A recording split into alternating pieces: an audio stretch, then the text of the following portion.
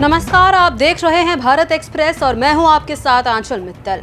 हाल ही में हुए पहलगाम आतंकी हमले के बाद भारत और पाकिस्तान के बीच तनाव अपने चरम पर पहुंच गया है।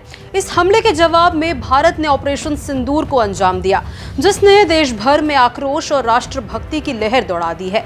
इस घटनाक्रम के बाद सोशल मीडिया पर भी प्रतिक्रियाओं की बाढ़ आ गई है, खासकर पाकिस्तानी कलाकारों की तरफ से, जहां पाकिस्तान के कई एक्टर्स ने खुलकर अपनी सरकार और सेना का समर्थन किया है। वहीं बॉलीवुड के कुछ बड़े सितारे चुप्पी साधे हुए हैं।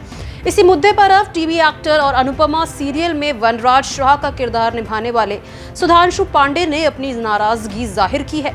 सुधांशु पांडे ने इस पूरे मामले पर शुरुआत से ही सक्रिय दिखाई दे रहे हैं। वो लगातार सोशल मीडिया पर अपनी राय रख रहे हैं और देश के साथ खड़े होने का संदेश दे रहे हैं। अब एक इंटरव्यू के दौरान उन्होंने खुलकर बताया कि आखिर क्यों बॉलीवुड के बड़े नाम पाकिस्तान के खिलाफ बोलने से कतरा रहे हैं। उन्होंने कहा, ये बहुत दुर्भाग्यपूर्ण है। ऐसे समय में जब देश को हमारी जरूरत है, तब हम चुप बैठे हैं। हम जिस इंडस्ट्री से आते हैं वो बहुत प्रभावशाली है। इस समय अपने काम और शब्दों से लोगों को प्रभावित करते हैं। इसलिए यही वक्त है कि जब इंडस्ट्री के बड़े सितारों को सामने आकर देश और हमारी आर्म्ड फोर्सेस का समर्थन में खड़ा होना चाहिए। सुधांशु पांडे ने आगे कहा कि कुछ कलाकार शायद इस वजह से चुप है क्योंकि उन्हें अपने विदेशी दर्शकों, खासकर पाकिस्तान और ओवरसीज मार्केट की चिंता है। उन्होंने कहा, मैंने इसे अभी पूरी तरह से एनालाइज नहीं किया है, लेकिन मुझे लगता है कि कहीं ना कहीं ये डर जरूर है कि अगर हम पाकिस्तान का नाम लेंगे या कुछ बोलेंगे तो वहाँ की ऑडियंस हमसे नाराज हो जाएगी और फिर हमारी फिल्में उस मार्केट में नहीं चलेंगी।